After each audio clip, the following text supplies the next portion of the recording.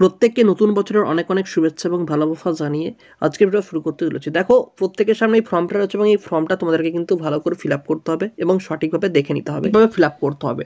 যেখানে প্রথমেই রয়েছে আবেদনকারীর নাম এবং দ্বিতীয় নম্বরে রয়েছে পিতার নাম, স্বামীর নাম, এবং এই যে পুরো ফর্মটা সঠিকভাবে তোমাদেরকে ফিল আপ করতে হবে। এবং ফিল আপ করার পর দেখো, তোমাদের বর্তমানে একটা পাসপোর্ট মাপের ছবি এই জায়গাটায় করে অ্যাটাচ করে দিতে হবে এবং ফর্মটা কোথায় জমা দেবে তা জানতে হলে এবং কীভাবে step by step form fill up করবে এবং কোন কোন পোস্টের জন্য ফর্ম ফিল আপ করতে হবে সঠিকভাবে জানতে হলে আজকের ভিডিওটা প্রথম থেকে শেষ অবধি দেখতে থাকো। দেখো, আমরা বিভিন্ন জায়গায় বিভিন্ন জবের আপডেট নিয়ে ভিডিও দিই, তাই প্রত্যেককে বলবো তুমি কোন জেলা থেকে বলছো তোমার জেলার নামটা নিচের কমেন্ট বক্সে জানাবে।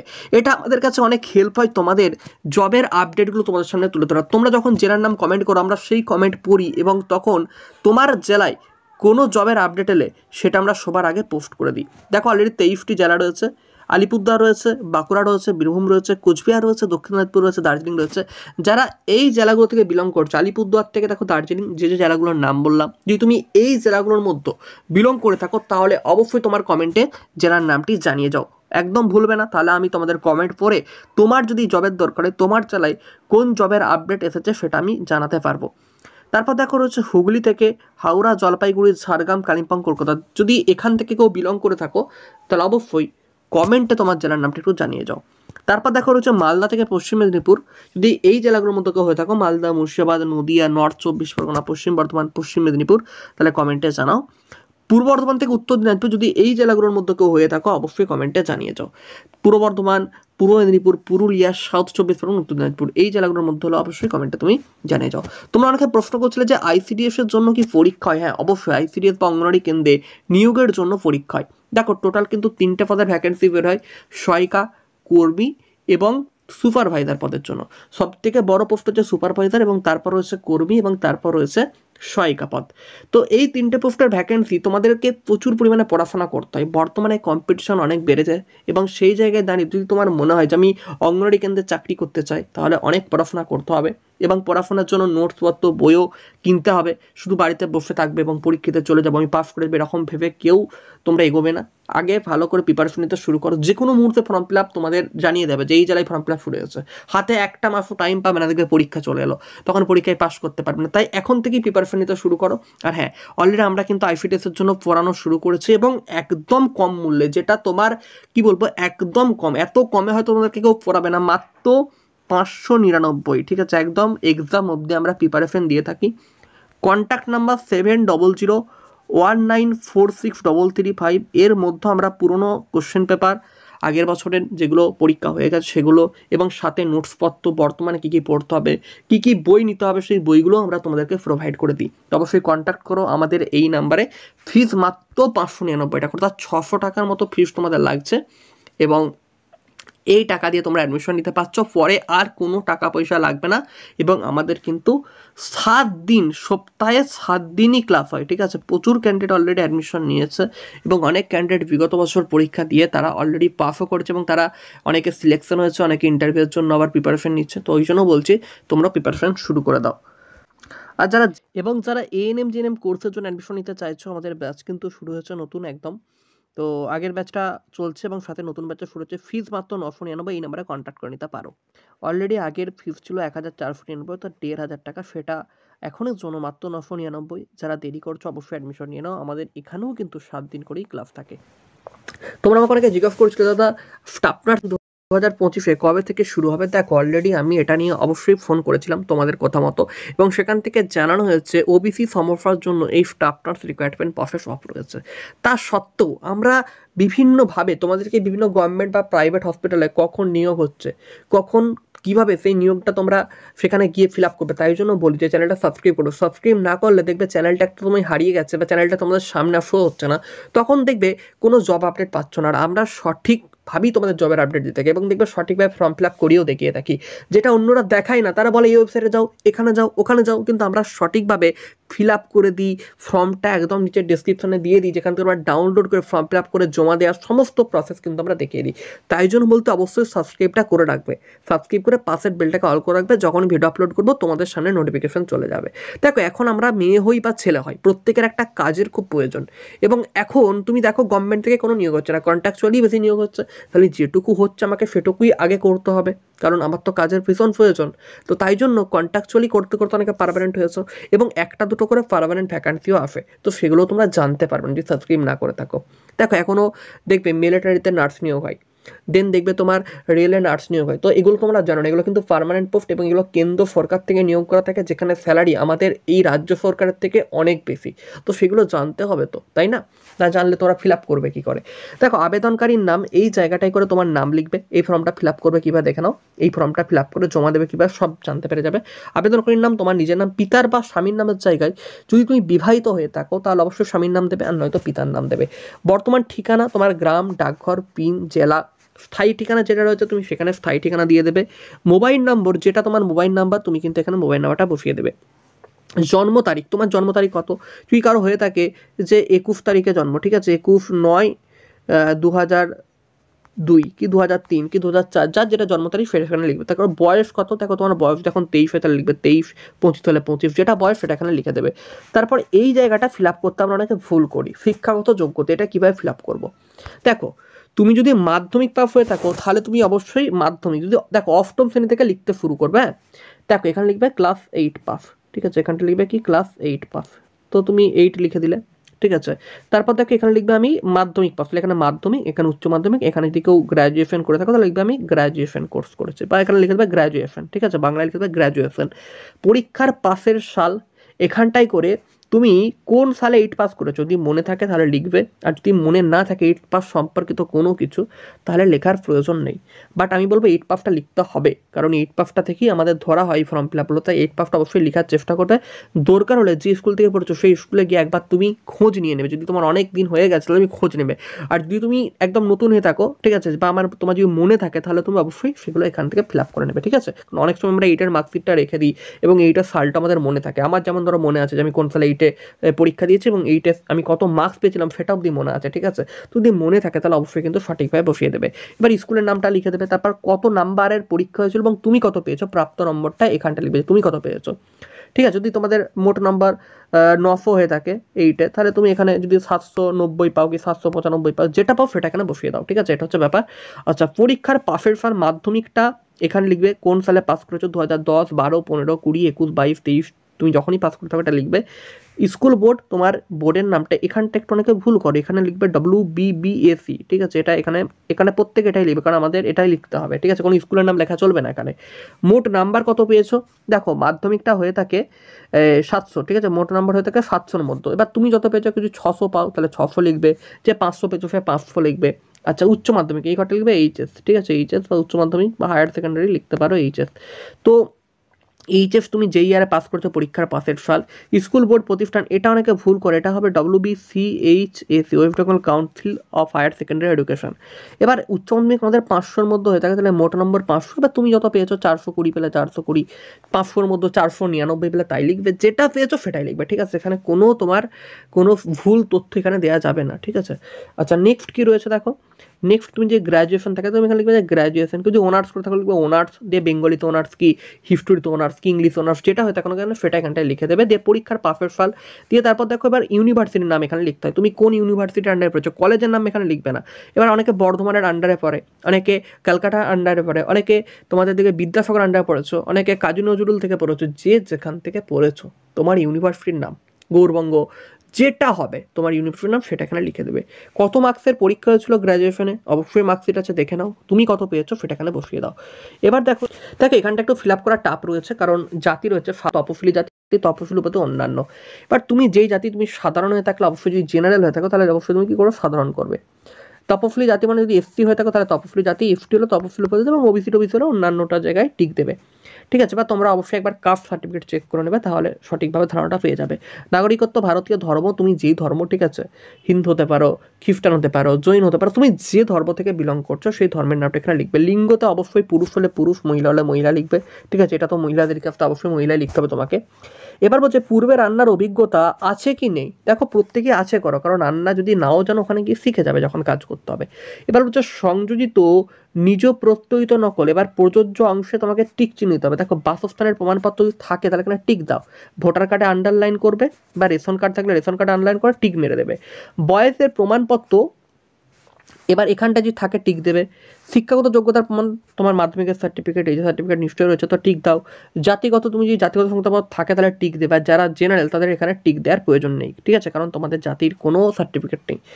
আচ্ছা নেক্সট হচ্ছে শারীরিক প্রতিবন্ধী সার্টিফিকেট, যদি হ্যান্ডিক্যাপ হয় তাহলে হ্যান্ডিক্যাপদের জন্য এখানে টিক দেবে। এবার প্রার্থীর স্বাক্ষরিত 2 কপি রঙিন ছবি এখানে টিক মেরে দাও, যে আমি দিয়ে দিচ্ছি। রান্নার পূর্ব অভিজ্ঞতা সংক্রান্ত প্রমাণপত্র, যদি প্রমাণপত্র থাকে তবেই টিক দাও, আর যদি না থাকে তাহলে টিক দেওয়ার প্রয়োজন নেই, কারণ অনেকে রান্নার তো প্রমাণ কিছু দিতে পারবে না যে তুমি কোথায় কাজ করেছো, তো যদি না থাকে তাহলে কিছু দেবার এখানে দরকারটা ক্রস দিয়ে দেবে, ঠিক আছে, বা কিছু দিতে হবে না বা ফাঁকায় রাখবে। এবার এখানটায় লিখবে আমার, ঠিক আছে, এখানে তোমার নাম লিখবে, হ্যাঁ, দেবার পর এই পুরো ফর্মটা হয়ে গেল ফিল আপ করে। এবার দেখো আবেদনকারীর স্বাক্ষর, আবেদনকারী স্বাক্ষর দেবে। আচ্ছা তারিখ, তুমি কোন তারিখে ফর্ম ফিল আপ করছো, আজকে যে তারিখটা, তো আজকে 2 তারিখ, তাহলে 2/1/2025 এরকম একটা লিখে দিলে। 3 তারিখে করলে 3 তারিখ, 4 তারিখ, যেদিন তুমি ফর্ম ফিল আপ করে ফেলে দেবে স্থানে, বা তোমার বাড়ি যেখানে, তোমার জেলার নামটা বা তোমার গ্রামের নামটা এখানে লিখে তুমি এই ফর্মটাকে পুরো ফিল আপ করে নেবে। দেখো এই ফর্মটা কিন্তু সুপারিনটেনডেন্টের জন্য, এই ফর্মটাও একই রকমভাবে সব কিছু ফিল আপ করবে, ঠিক আছে। ফিল আপ করার পর জাস্ট তোমরা এখানেতে বলছে কম্পিউটার কোর্স সংক্রান্ত শংসাপত্র চাই, যেহেতু এটা একটু বড় পোস্টের জন্য, ঠিক আছে, তো এখানটা অবশ্যই যদি থাকে দেবে, নাহলে তোমরা এখানে টিক মেরে দাও, ঠিক আছে, দাগ পরে একটা কম্পিউটার কোর্স সার্টিফিকেট বার করে নেবে, ঠিক আছে, কারণ এটা খুব কাজে লাগবে। তো তারপর বাদ বাকি যেমন 2টো ফর্ম কিন্তু এখানে রয়েছে, ঠিক আছে, 2টো ফর্মই তোমরা অবশ্যই জমা দেবে যাদের যা যোগ্যতা রয়েছে। এবার দেখো কোথায় জমা দেবে না দেবে তা একটু বলে দিই। আর হ্যাঁ, এখানে কিন্তু তোমাকে অবশ্যই যখন ফিল আপ করছো, এখানটায় আমি দেখিয়ে দিচ্ছি তোমাকে, দেখো আবেদনকৃত পদের নাম, ঠিক আছে, এখানে আমার লেখা আছে কুক হেল্পার, তো তুমি কুক মানে রান্নার কাজে করতে চাও নাকি হেল্পারের কাজে করতে চাও, ঠিক আছে, তুমি অবশ্যই এখানে সেটা লিখে দেবে যে কুক হলে কুক, হেল্পার হলে হেল্পার। চলো এবার যোগ্যতাগুলো আমরা দেখে নিই যে কী কী যোগ্যতা লাগছে বা না। দেখো কিন্তু তোমাদেরকে ক্লিয়ারভাবে বলে দেওয়া হয়েছে যে কীভাবে নিয়োগ হবে, দেখে নাও। বলছে গৃহীত আবেদনপত্র ভেরিফিকেশন করার পর ফেল্ড আবেদনকারীদের লিখিত পরীক্ষা ও ইন্টারভিউয়ের মাধ্যমে নিয়োগ করা হবে। লিখিত পরীক্ষা হবে বাংলা, ইংরেজি, গণিত এবং সাধারণ জ্ঞান, প্রতি বিষয়ে 10 নম্বর করে। লিখিত পরীক্ষার মোট কিন্তু 40টা নাম্বার থাকছে, অর্থাৎ বাংলা, ইংরেজি, গণিত, সাধারণ জ্ঞান, এই যে 4টে বিষয়, বাংলা থেকে থাকবে 10 নম্বর, ইংরেজি থেকে থাকবে 10 নম্বর, গণিত অর্থাৎ অঙ্ক থেকে থাকবে 10, সাধারণ জ্ঞান থেকে থাকবে 10। টোটাল কিন্তু 40 নাম্বারের পরীক্ষা হবে। যারা পরীক্ষা দিচ্ছ তারা 40 নাম্বারের জন্য প্রিপারেশন নিতে শুরু করো, এবং যারা চাইছো যে না আমরা আপনাদের আইসিডিএস কোচিংয়ের মাধ্যমেই অ্যাডমিশন নেবো বা এখান থেকেই প্রিপারেশন করবো, তাহলে সেটাও তোমরা কিন্তু করতে পারছো। এবং অবশ্যই তাহলে নাম্বারটা দেখো নিচে দেওয়া আছে, ওখানে কন্ট্যাক্ট করে নেবে।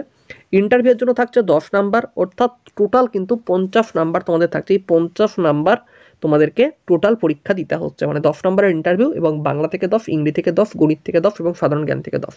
এবং দেখো বুঝতেই পারছো কম্পিটিশন কিন্তু খুবই হবে, তাহলে অবশ্যই তোমার দরকার এখন প্রিপারেশন নেবার, তাহলে অবশ্যই কিন্তু এই যে আমাদের কন্ট্যাক্ট নাম্বার, এখানে তোমরা কন্ট্যাক্ট করে কোচিংয়ের জন্য ভর্তি হতে পারো। এবার দেখো যেটা বলেছে, আবেদনপত্রে ইমেলে লিখিত পরীক্ষা বা ইন্টারভিউর তারিখ সংক্রান্ত তথ্য জানাবে। অবশ্যই কিন্তু ইমেলটা, যখন বারবার বলেছিলাম যে ফর্ম ফিল আপ করার ইমেল অবশ্যই দেবে। ইমেল না দিলে ফর্ম ফিল আপের সময় তোমাকে কোনোভাবেই ইন্টারভিউয়ের তারিখ বা লিখিত পরীক্ষাগুলো জানতে হবে না, বা জানতে পারবে না তুমি কবে হচ্ছে না হচ্ছে, ঠিক আছে, কিছু জানতে পারবে না। দেখো এবার বলছি কোন কোন পোস্টে নিয়োগ হচ্ছে।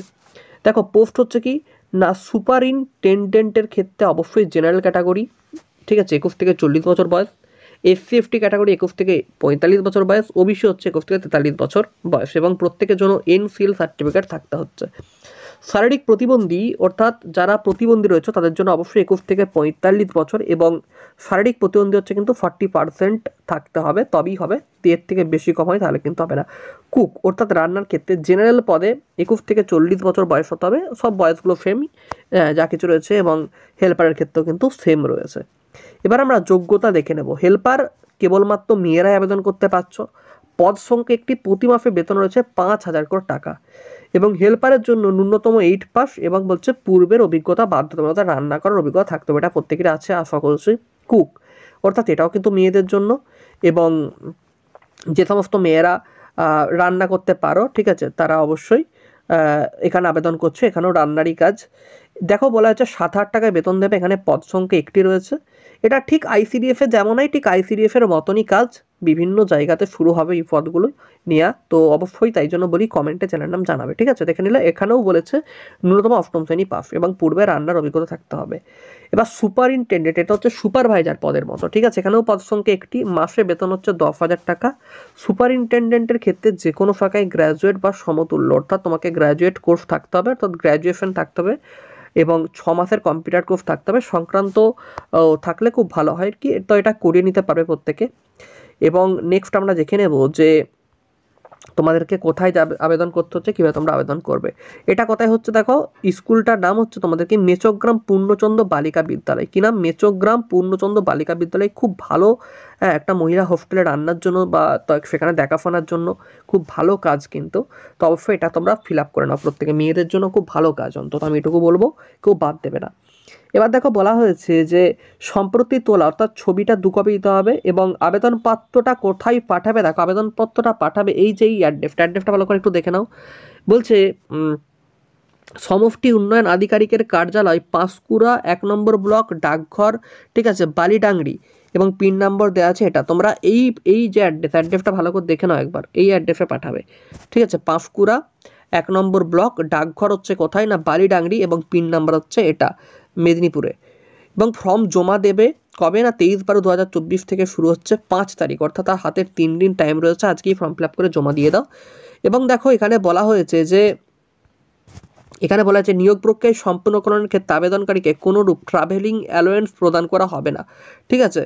অর্থাৎ তোমাকে বলেছে নিয়োগ প্রক্রিয়া সম্পূর্ণকরণের ক্ষেত্রে আবেদনকারীকে কোনো প্রকার ট্রাভেলিং অ্যালোয়েন্স দেওয়া হচ্ছে না, শুধুমাত্র রেজিস্ট্রিকৃত পোস্টের মাধ্যমে পাঠানো আবেদনপত্র গৃহীত হবে, অন্য কোনোভাবে পাঠানো আবেদনপত্র গৃহীত হবে না। অর্থাৎ যারা চাইছো যে আমরা ফর্মটা কীভাবে জমা দেবো, তোমরা এক কাজ করবে, প্রত্যেকে ভালো করে শুনে নাও, পোস্ট অফিসে চলে যাবে, পোস্ট অফিসে গিয়ে বলবে আমি রেজিস্ট্রেশনভাবে আমি কী করতে চাই, এই ফর্মটা প্রেরণ করতে চাই, এই ফর্মটা পাঠাতে চাই, কোন অ্যাড্রেসে পাঠাতে চাই, এই অ্যাড্রেসটাই পাঠাতে চাই, ঠিক আছে। তো সেক্ষেত্রে তারাই তোমাকে হেল্প করবে, জাস্ট তুমি ফর্মটা নিয়ে চলে যাও, সেখান থেকেই খাম পেয়ে যাবে এবং রেজিস্ট্রিকৃত পোস্টের মাধ্যমে পাঠাবে। বারবার বলছি ভালো করে শোনো, কোনো প্রকার অন্য পোস্ট নর্মাল পোস্টের মাধ্যমে পাঠাবে না, পোস্ট অফিসে গিয়ে বলবে রেজিস্ট্রিকৃত পোস্টের মাধ্যমে আমি এটা পাঠাতে চাই, কত খরচ হবে না হবে তারা সব কিছু কিন্তু বলে দেবে, ঠিক আছে। তো ভালো করে শুনে নাও। আর কীভাবে জমা দেবে তাও একটু দেখে নাও।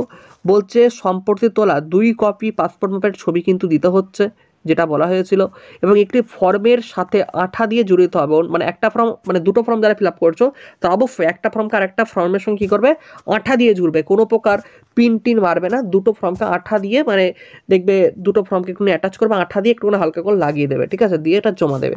এবং দেখো আর কি বলা হয়েছে, হ্যাঁ এগুলোই দিতে বলেছে। এখানে তোমাকে কোনো প্রকার আচ্ছা কাস্ট সার্টিফিকেট স্বপ্রত্যায়িত কপি জমা দিতে হবে। আচ্ছা কী বলেছে দেখি, উপরোক্ত পদগুলি সম্পূর্ণ অস্থায়ী ভিত্তিতে নিয়োগ করা হবে এবং নির্বাচিত সুপারিনটেন্ডেন্ট প্রার্থীকে সংশ্লিষ্ট হোস্টেলে থাকা আবশ্যক।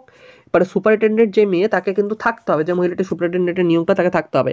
প্রার্থীকে নির্দিষ্ট ফর্মে আবেদন করতে হবে, যেখানে প্রার্থীর নাম, ঠিকানা, শিক্ষাগত যোগ্যতা, মোবাইল নাম্বার, ইমেল এগুলো দিয়ে পূরণ করবে। এবং আবেদনপত্রের সঙ্গে কী কী বলেছে দেখো, তোমাকে আবেদনপত্রের সঙ্গে যেগুলো দিতে হচ্ছে সেটা হচ্ছে কি না, তোমার ঠিকানা দিতে হবে, ঠিক আছে। তারপর দেখো তো বলেছে দেখো বয়সের প্রমাণপত্র দিতে হবে এবং তোমার শিক্ষাগত যোগ্যতা কত, মানে কোন সার্টিফিকেটগুলো রয়েছে সেগুলোও দিতে হবে, জেরক্স কাস্ট সার্টিফিকেট থাকলে দিবে এবং যারা হ্যান্ডিক্যাপ তাদের সার্টিফিকেট থাকলে দিবে, এগুলো তোমাদেরকে কিন্তু দিতে হবে। এবং বলেছে দেখো প্রত্যায়িত কপি জমা দিতে হবে। এবং বলছে দেখো মানে এই যেগুলো বলা হলো আর কি, নিজের সিগনেচার করবে, এগুলো কিন্তু সিগনেচার করে করে জমা দেবে, ঠিক আছে। গিয়ে অ্যাড্রেস দেখিয়ে দিলাম, পোস্ট অফিসে গিয়ে বলবো আমি অ্যাড্রেসে দিতে চাই, পাঁশকুড়া 1 নম্বর ব্লক, ডাকঘর, বালিডাংরি, পিন কত 721-139 পূর্ব মেদিনীপুর।